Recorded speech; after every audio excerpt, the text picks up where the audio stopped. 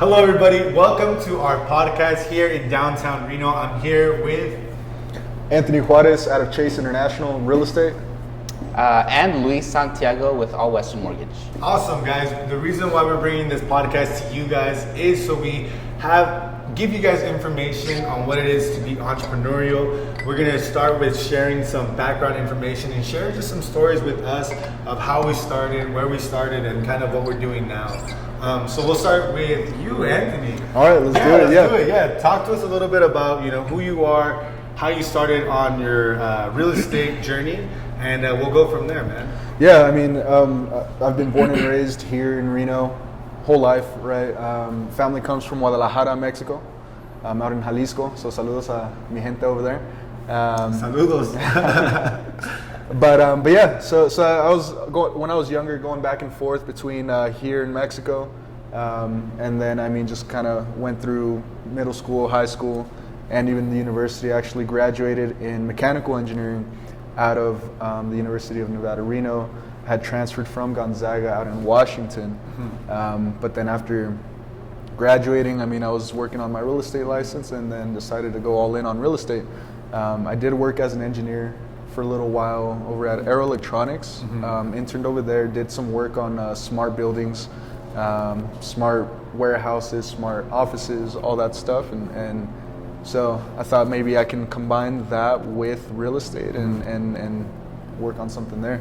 So how old are you, and then how many months or years have you been in real estate? Okay, so I'm 24. I've been doing real estate for a little over a year now. I am actually a broker. Did get my broker salesperson license, so Nice. it's That's dope. yeah, and so definitely excited about getting that credential going. Right.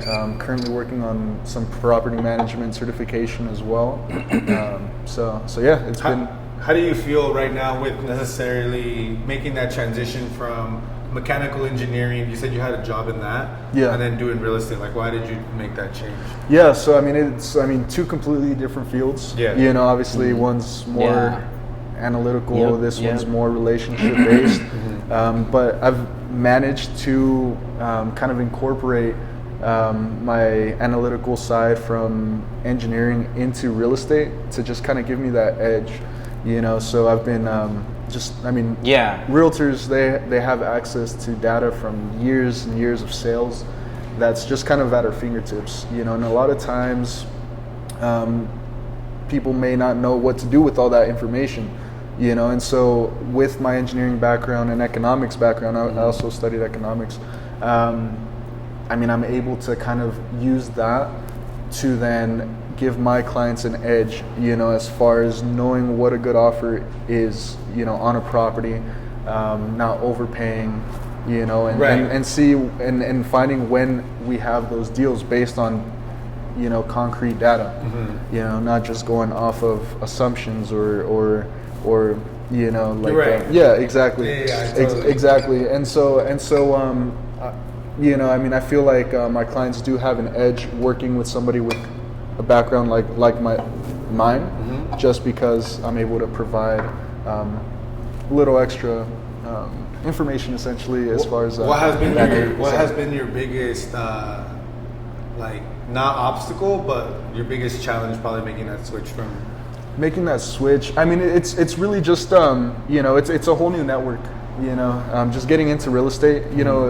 At first I was in the tech industry, and then and I mean, they all own homes, right? But then again, you have to get acquainted with everybody in the real estate industry, and it's just making these connections. It just takes some time. Cool. It takes some time to build those connections and just kind of get your name out there. And I feel like at this point I've been pretty well connected and definitely excited about, just kind of the work that I do. So yeah. That's awesome. And now, Yeah, no, hang on. I sorry. want to talk on it. Yes. Okay. One thing that I'll give him kudos was, I've seen Tony do his stuff, running numbers, and you even had a success with it. With a client that because they worked with you, they were able to. You use your skills to, your analytical piece and your relationship building to get them in a home and saving them money, right?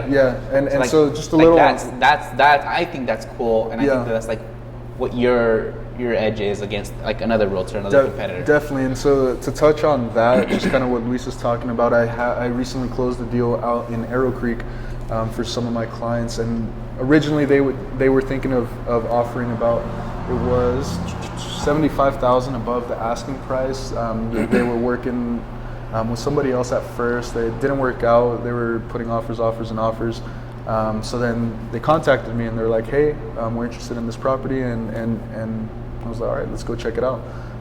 We went. It was an off-market deal that I actually had sent them. Another plus. Yeah. Off-market deals. It was an off-market deal, and so we went out there, and I mean, checked it out. They liked it, and they're like, all right, let's do 75 above ask. And I was like, well, hold on, let me run some numbers real quick. Later that evening, I ran the numbers, and I was like, well, I think we can get this for about 30 above the asking price. Right. They're like, you sure about that? Because we've been doing, 75, 100 above ask, haven't gotten any luck. Oh my God. Yeah, and so I was like, just trust me, this is a good price point. I think we'll have a good edge on this one. And sure enough, we put that offer in, got the deal accepted, and I mean now they already moved in, so they got their home. Yeah, so saved about $45,000 on that deal for my clients. And I think that like the reason I pointed that out is because I think a lot of people don't see the value of working with a good realtor like that. Like, dude, you saved the money. They were working with someone else. They weren't able to get like their deals accepted. Like the simple fact that you knew what you were doing. You gave them advice, because I feel like a lot of times, as we provide service to the clients, it's easy to like do what they think is best. Like we've been ingrained with, the customer's always right. But sometimes not necessarily they're not always right, but we want to show them their options and make sure that we guide them to the best option that is available. Yeah, well, going into that, like talk to us a little bit about like what you do, how you got started on your kind of journey of, yours is a very interesting journey too, like kind of how you started, your little like background, and then what you're kind of currently doing. Yeah, so I'm Mexican born, but I was raised in Las Vegas. So then 8 years this August is 8 years that I've been living in Reno. Okay. So I originally came to do pharmacy. I had Googled. I never knew that. Googled like what makes who makes the most money, or like different salaries, and I was like, pharmaceuticals. Starting off, I think it at that point was like 100, 110. I was like, yeah, like I'll do that. Like, sign me up, because I had taken like some chemistry classes in school, and I thought I liked it, and I liked it. And then I started taking the prereqs to get into the higher OChem, into those classes, and I bombed physics. Like I cannot do physics to save my life. Oh, physics. Okay. Yeah. Like I passed with the C, but I just struggled. And I knew like when you apply into like pharmacy schools, like those, like everything matters, kind of similar to medical school. Right. I was like, this isn't for me. I switched from different careers. I switched like a couple of times. I eventually wanted to do social work. Dropped out because I couldn't pay it. Lost some grants because I didn't meet the requirements. I lost that.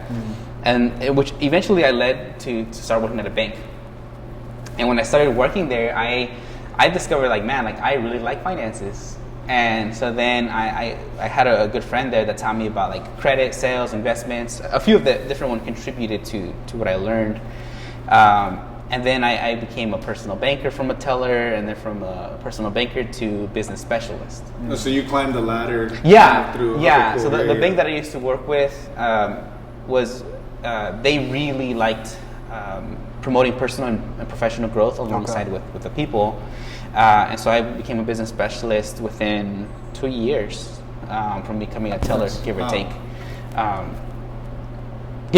Right. And then from there, I started. I was like, I like helping people, credit, finances. In business banking, this is the cool thing. Like I would say, this is my favorite part of it, is that in a 30-minute to an hour sitting with a client, I learned what their niche was.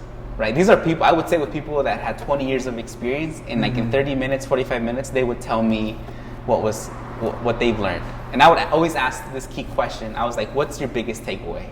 That was like a question that I would ask them, and they would like feed me like their wealth of knowledge. And so I was like, wow, okay, like I got that. And then eventually, I was pursuing commercial banking. I went back to school. I was pursuing commercial lending, but then a lot of changes came. You know, COVID-19 happened. I know like it shook a lot of us. I know for me, it's like, wow, like, okay, like what am I doing? How am I doing it? Am I enjoying it? While I enjoy the business lending, business banking, I saw a great opportunity to help people within homes.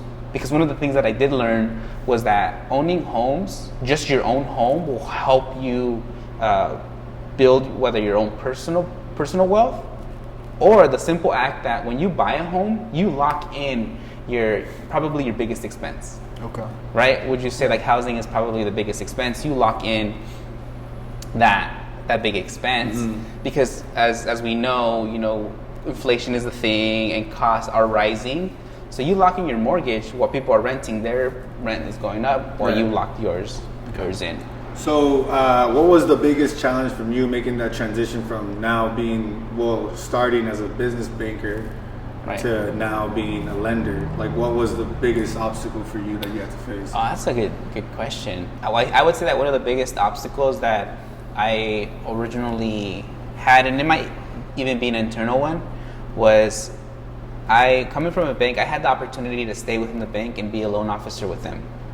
Because of their status that they have, I actually wouldn't have had to jump the hoops that I have. A little bit of background, anyone that's a mortgage loan officer with a bank, they don't necessarily need to get licensed with the state. But because I chose to go with a direct mortgage lender, I had to get licensed to do loans.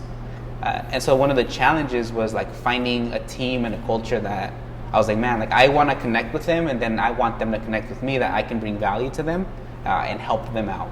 So I think like that was the biggest challenge in getting it. So when I kind of got into the idea of like, okay, I'm looking at switching careers, I began to reaching out to different lenders in the community. And then until I got a chance to talk to Neil, we chatted about it, and he's like, all right, perfect. These are the steps you need to take. I took it, and one of the most challenging pieces of starting is the exam. I passed it, thankfully, like the first try. But at the same time, I put in the hours. I want to brag a little bit about myself, 100 hours in February of just studying. Because I was like, I am switching from business banking to mortgage lending. I want to make sure that I am, ready for this. So I passed it, and so one thing, I mean, what do you think is the importance of having a good mentor behind you? I would say that it's this idea that I'm not reinventing the wheel. I'm coming in and I'm adding value to what he's doing. Right. So it's like what sets me apart, and this is how I can add value to what you're doing. And then I'm not changing anything he's doing. I'm like, all right, I see what you're doing, and this is what I have to offer, and then we're molding it so that we can both grow. Okay. So that I think like that's the value of like someone that does it, that has seen more stuff than me, is willing to contribute to. So exactly. So with me, I mean, I feel like I got to the position that I'm in right now partially because I feel like I have some great mentors behind me. I mean, I've been fortunate enough to partner up with Jack Cote, Kirk Archuleta, Melody Cote, and I also had a chance to work with Donna Spear, who have tremendous experience in real estate, and they've been able to just kind of take me under their wing, really show me kind of like the work that they've done, and essentially, just kind of help guide me. Any questions that I have, they're more than happy to answer them. And I feel it's really having that good support system within your industry that will help you just kind of, progress, and not plateau essentially, because that's a big problem that I've seen people may have. They reach a certain level and then they just kind of plateau right there. But I mean, with the right support system, with the right work ethic, you can just keep going up and leveling up, So I totally agree with what you're saying, because in my case, if you're not, you also have to want to be mentored. I feel like there's so many people that when they start entrepreneurship, that they want to do it on their own. Let me figure this out. Let me. I don't want to ask for help. And like what you were saying and what you're saying is just like, don't be afraid to ask for help, because there's so many people that are willing to help you. I think, and especially like in your industry and in your industry where they want to keep you happy and be successful too, right? In my case, like when I opened up Sierra, which is totally different from lending and real estate, I also had the opportunity to be mentored. Yeah. So Eric, like, tell us a little bit about you and a little bit of your background and who you are. So my background is I opened up Sierra Nutrition. We're located here on 237 South Sierra Street, and I'm an Herbalife independent distributor. And the way we market our product is through the storefront, where people can come on in and have healthy drinks, where they don't have to necessarily feel guilty about what they're putting in their body, because it's vitamins and minerals and protein. And obviously you guys are testimony, you guys are clients of Sierra Nutrition. And Tony, you've been coming here for a while, and Luis, you come here once in a while too. So I just started doing this as a way for people to come on in and have amazing drinks. But a little bit of background of me is that I've been doing Herbalife for the last 4 or 5 years. I just started door knocking, and funny enough, I would start with the Latin community. So para mi gente latina, I started in Truckee, door knocking and selling Herbalife products, and then through that just started meeting people. And I think that's where I really enjoyed sales. That's where I got my passion for sales. And then I moved out to LA and I started doing something a little bit more different, but it was still in the field of sales, and I really enjoyed it. And that's where I got my passion of wanting to be in entrepreneurship, was through selling, right? Was through having an exchange with someone, but also not just like a product for money, but having a relationship with that person afterwards, right? Because I feel like the money isn't in the sale, it's in the follow-up. So a lot of my clients still, like in Truckee and in LA, like I still have relationships with them, and it's amazing that I could still go to LA and have friends out there that, we could share something in common, which is, Herbalife that now I've created with them. I came back to Reno, we opened up Sierra, and then the pandemic hit. And I think talking about mentorship, it's very important that you become adaptable, right? That you are willing to listen to people that are going through the same thing that you're going through, and that they give you advice, and you take that advice, right? During that time, we didn't have a social media page, and very quickly we understood that social media is what's going to get us to get our name out there, because downtown was dead. There was nobody coming to downtown, and we had just been open for like 4 months. We were still building up a clientele. Yeah. We had no social media. So it's like this dream, this passion that you have, how do you turn that into a reality when the world's going against you, Yeah.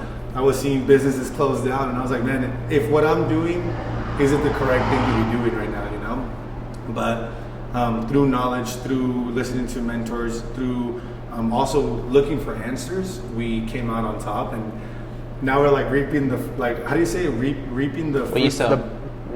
We're reaping the benefits. We're reaping the benefits. So many businesses closed down because they didn't want to adapt.